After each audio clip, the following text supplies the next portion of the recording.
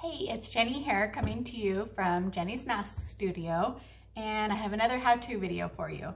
This time we're going to be making a children's box mask. So in my previous videos, I've talked about how to make the adult box mask. Well, I've adapted the pattern so that it can fit smaller faces. So I have two different sizes. You're going to need a pattern.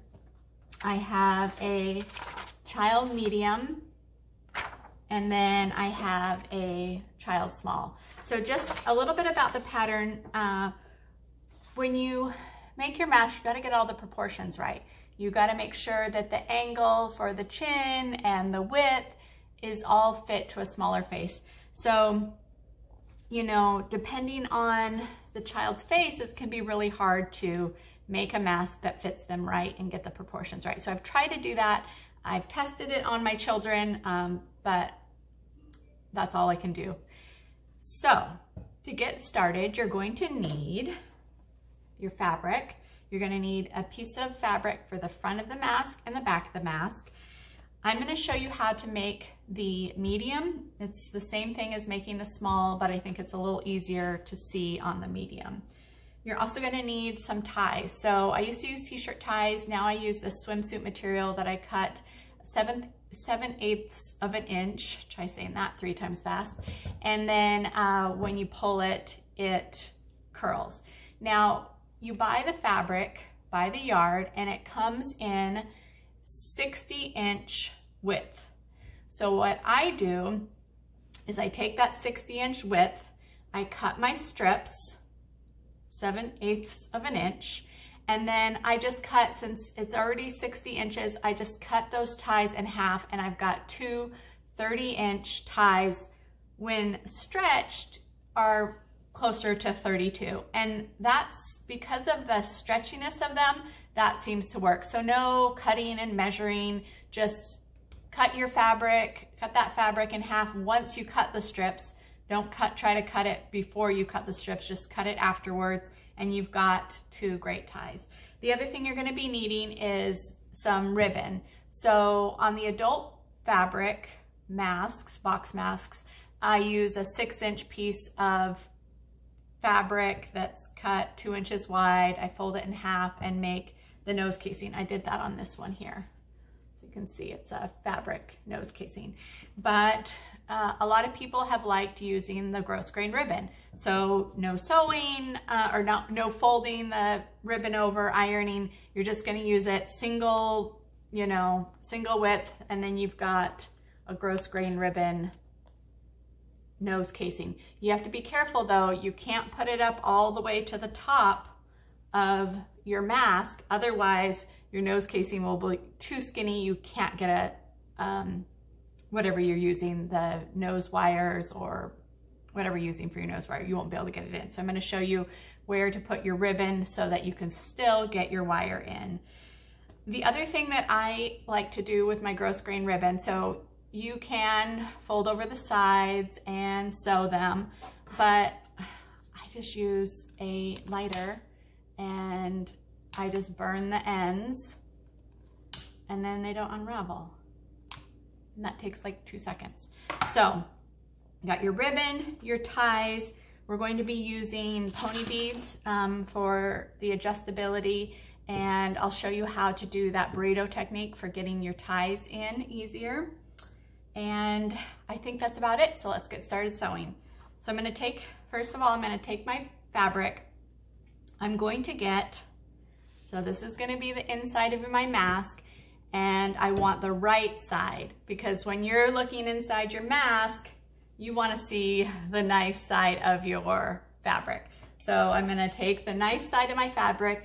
Now, it can be kind of hard to tell the top and the bottom, because you're obviously going to put your nose casing at the top. Now what you can see, hopefully you can see this, is that the bottom angles go in a little steeper than the top. So you can see in the pattern. So see how these patterns, the triangles on the corner go down 2 inches and across 2 inches. Where here it goes across 2 inches and down and 1 3/4 inches. I know that doesn't seem like a lot, but it can really make a difference in how the mask fits. So just kind of look for those steeper angles, and the steeper angles go down at the bottom. You can think of your chin going down further by your face. Okay, so what we're gonna do is we've got our backing fabric right side, and we're going to, let's see if you can see this better. Okay, it's hard to get these all lined up right.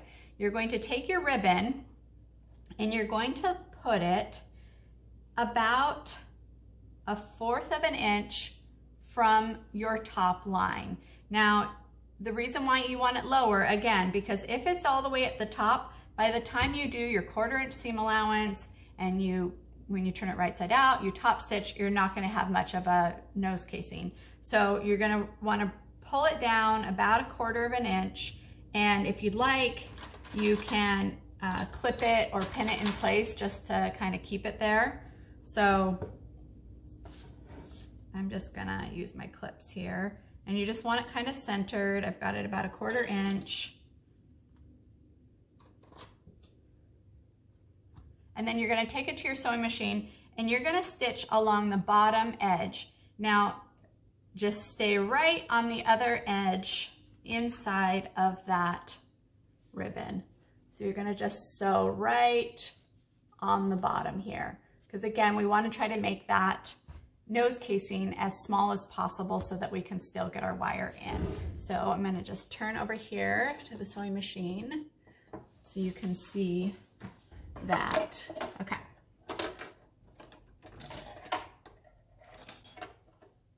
So I'm gonna line up 1/4 inch down and then sew right along that bottom edge. Back stitch in the beginning.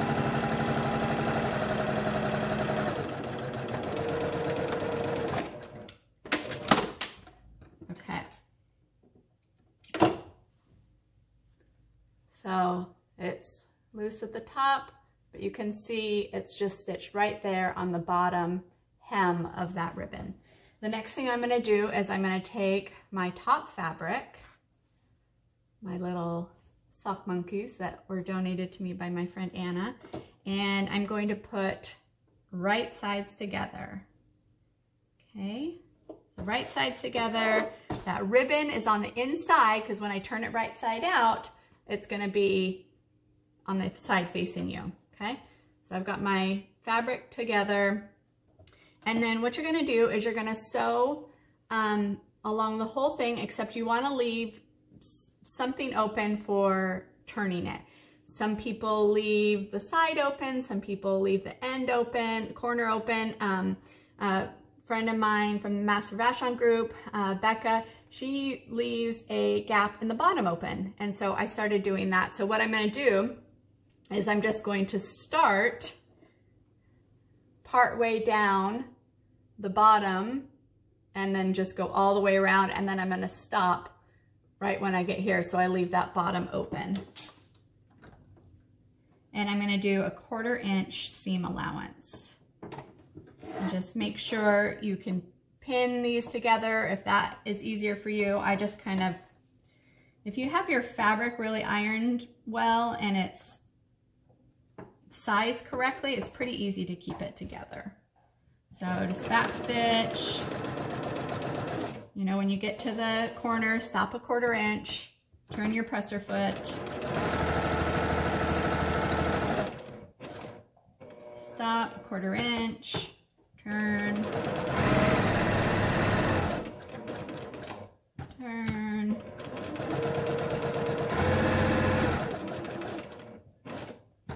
turn.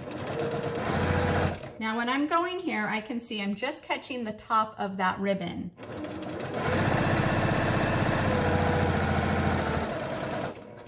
Went a little too far, you can always back up. Go to the next corner. Side. Last corner. And then I'm gonna do the bottom just part way in. So so that I can still have enough room to turn my mask right side out. Okay.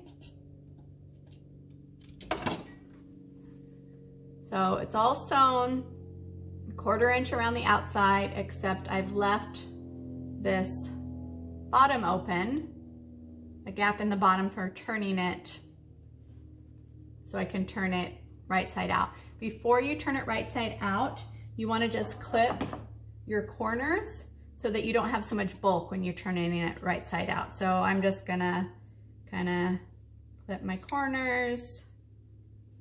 Don't cut your stitching.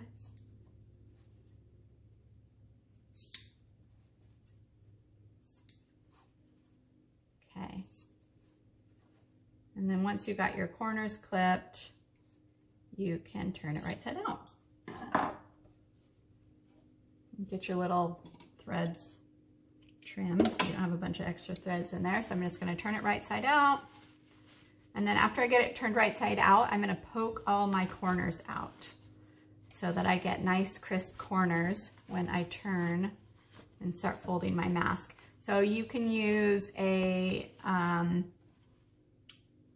end of a paintbrush, you can use a chopstick, whatever you have on hand. So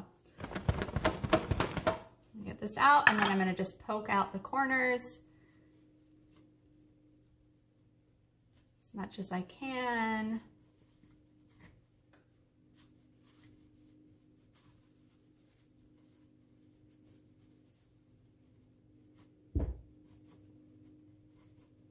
And my mother-in-law just gave me this little tool. I'll put a link, I can't remember what it's called, but it's got a pointy end, and then it's got a little kind of flat edge, and it really works good for getting those corners out all the way and not poking through your stitching. So not a necessity, but it has made it a little easier. Okay, so now that I've got that, you can see my casing at the top. I can test it, make sure that I can get my wire through. And then when you top stitch, you still don't top stitch too far down that you can't get your wire in. So when I top stitch, I stay pretty close to the top of my mask. Before I top stitch though, I want to press this really good. And then you can see how, you know, it's open at the end. I want to press, get my seams tucked in there so that it's nice and flat. And then when you top stitch that, you'll close that opening up and you won't see it. So just press it here. Make sure everything, you see that okay? These other masks out of the way. And just kind of like make sure you get your seams kind of as flat as possible. And just remember, so these don't have any Smart Fab in them, the polypropylene liner, but if you do use the Smart Fab, just make sure you don't iron it on high, but a medium iron is just fine, okay? And I just like to flip it over and just get all those. So now I got a nice flat mask, and I'm just gonna top stitch around the entire mask.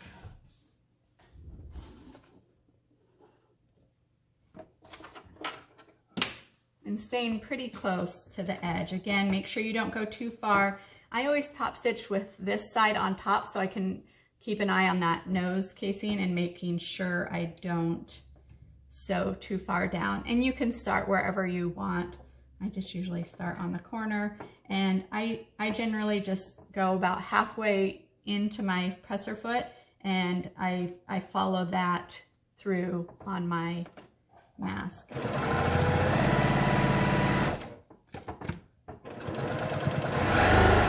So maybe like 1/8 of an inch from the outside.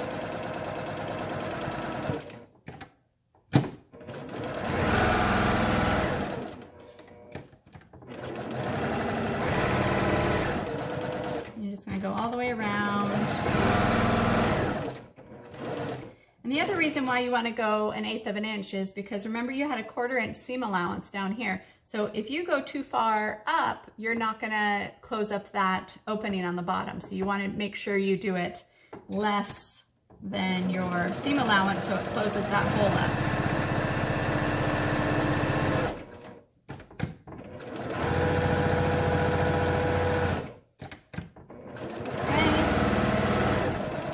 Where I started, back stitch,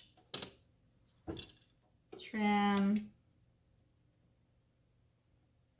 my threads. Okay.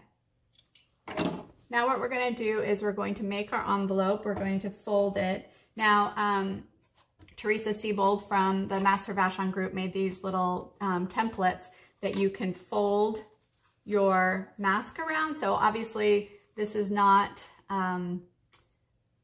cut for the children's size mask, so we can make a smaller one, but it just helps you so that when you fold your flaps over, you can make sure you fold them at the corners and make them consistent. So you can see this. I'm going to press it, but I'm just going to fold my sides in at the corners.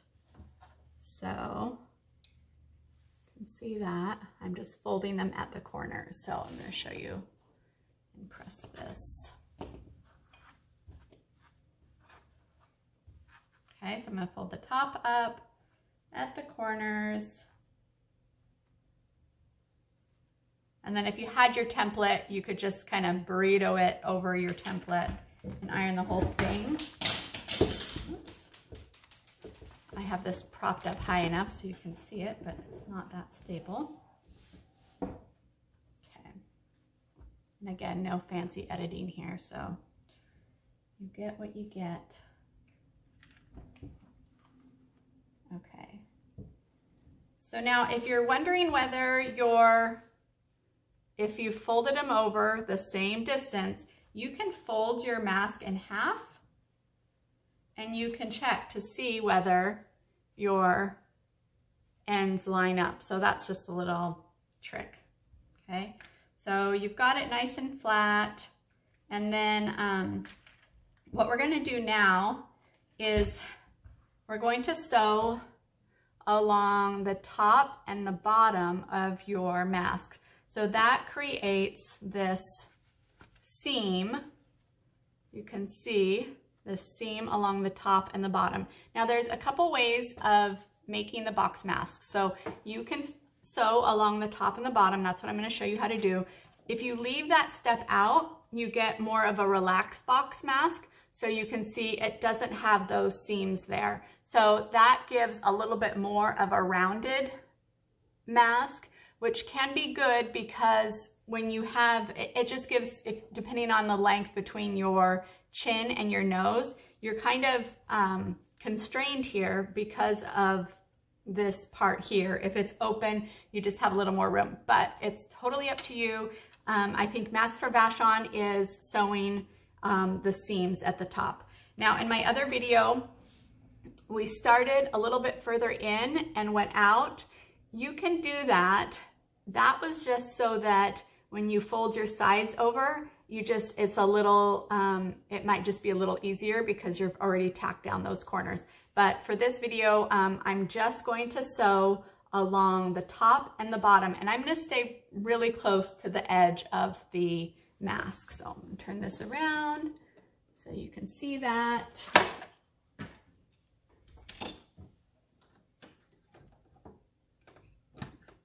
Needle came in threaded here. Okay, so I'm going to just sew along the top and the bottom.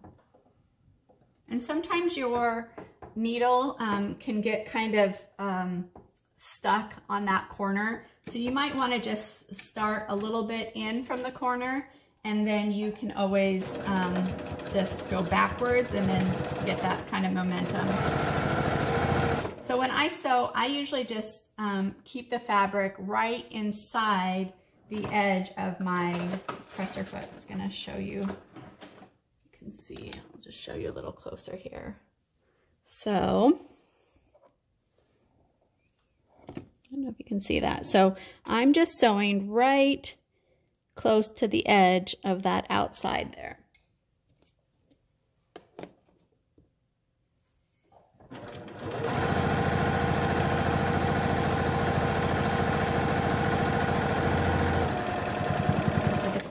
Back stitch, and again, you can sew down if you'd like, or once you get more comfortable with this, you can leave that step out, because all you really need is those ends, the long sides done.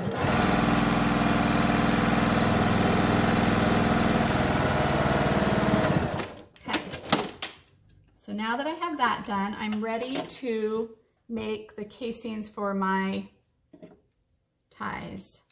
So there's a couple of options here. You can lay your ties down. So you've got your ties here.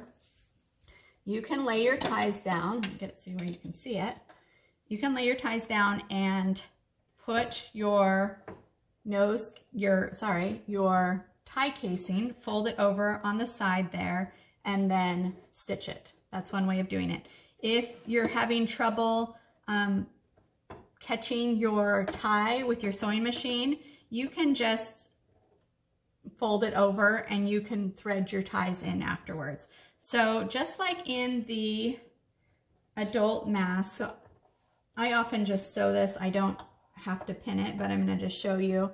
So again, you want to make sure you see that triangle in there. Now, if you want to test before you sew, if you want to test to make sure that you've not folded this over too far, you can flip your sides up, because you're going to be flipping these up. You can flip them up, and as long as you can still flip this up, you've got it at a good spot, okay? So you can hold that there. And then you can do the same thing on the bottom. So you're gonna just kind of fold that over. And this is just, and some people do this part, they fold this up and then they do their tie casing. So I just personally, I make my tie casing and then I do my fold. So I'm gonna do my tie casing. I'm gonna repeat the tie casing on the other side. So I'm just gonna keep this closed here. And I'm just going to eyeball it. I'm kind of going on making sure my triangles are the same size.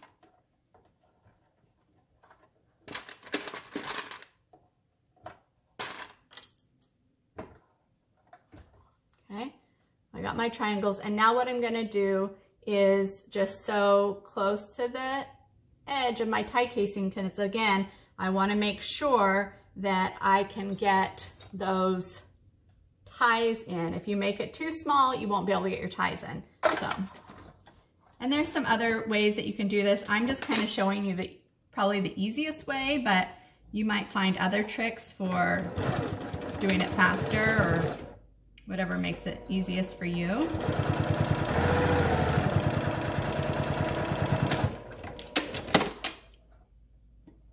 Okay, and then I'm going to do my casing on the other side.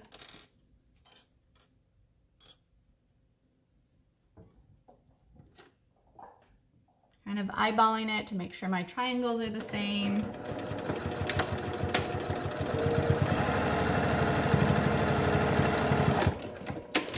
We're almost done. Isn't it cute? Okay, so now you're just gonna kind of make sure you get find out which is your top. Okay, so there's your top. And now you're going to fold up your top and your bottom edge. So you're going to fold the top up, and I'm just going to pin this. I usually don't pin it, but I'm just going to pin it so you can see kind of what the final looks like before I sew it.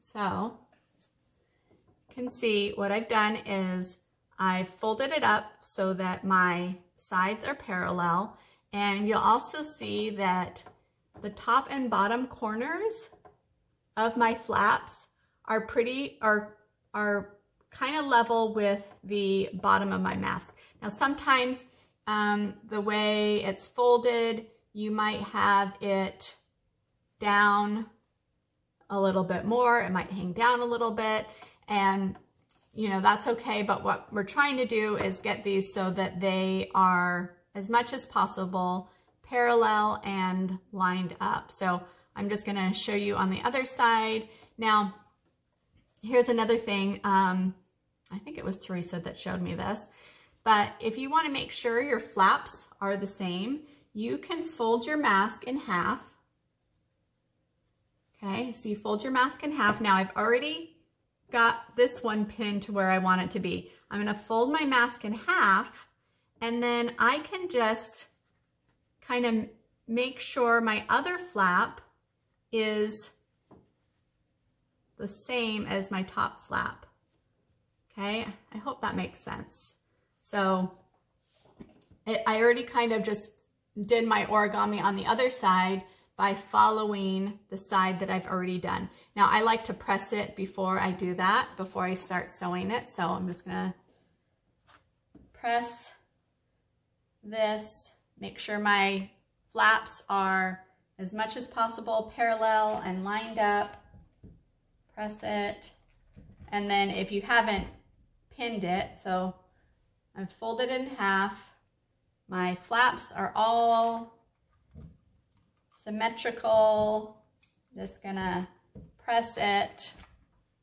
Okay, now I've got a nice pressed mask, and now I'm going to sew my flaps down. Secured.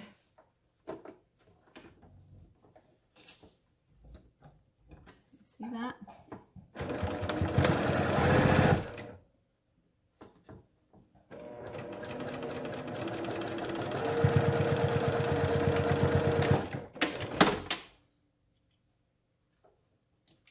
Repeat on the other side. Get your threads trimmed up. Any loose threads hanging out.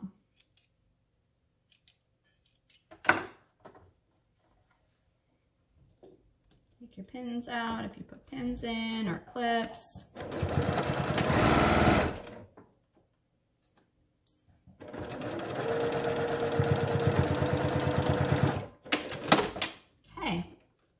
So now we have our box design.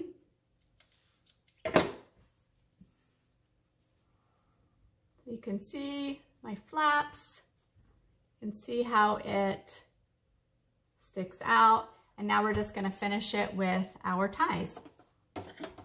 So I just have these big plastic needles, and I just put my ties, just kind of thread them in there. I still love Amy's little tool. I use it all the time. And I'm just gonna go, so here's the top of my mask. I'm just gonna go down one side. And sometimes it gets kind of hooked on your seam there.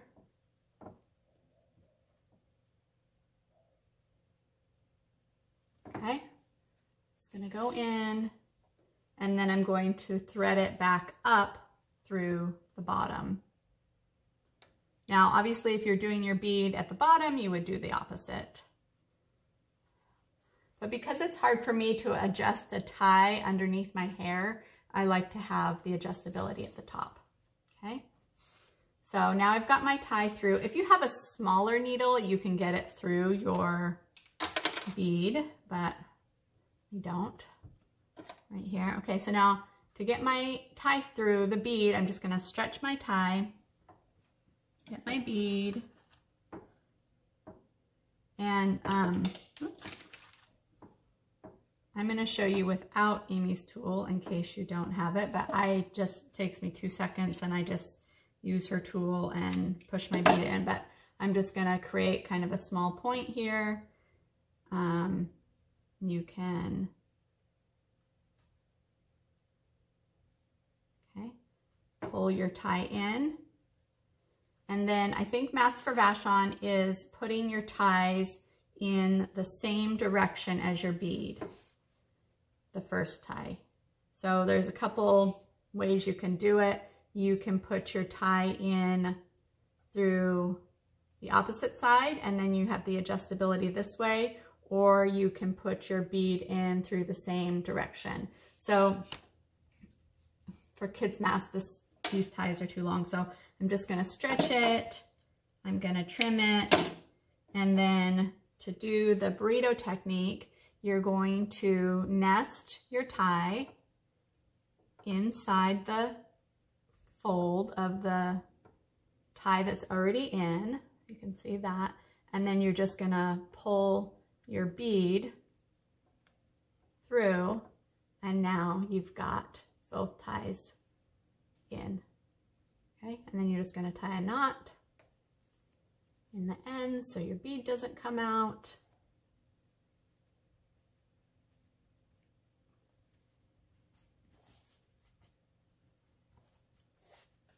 And there you have it, a finished children's mask. They're going to be putting, for Mask for Vashon, they're going to be putting the wires in, but if you're doing this for yourself, you can then just slip your nose wire, whatever you're using for your nose wire, inside your casing, and there you have it, an adorable children's face mask. The smalls are made the same way, just again, you know, that folding, try to make sure the bottom of your corners here are lined up at the bottom of your mask, the same thing with the top. If you have to play around with your tie casing to get that right, you can do that. And here's an example of the ties going in through opposite directions so that you pull it this way to tighten it versus pulling it this way to tighten it. So it's just another way of doing the ties. So good luck, have fun, enjoy making these masks. They're a lot of fun to make and help keep our kiddos safe and protected as best as we can. And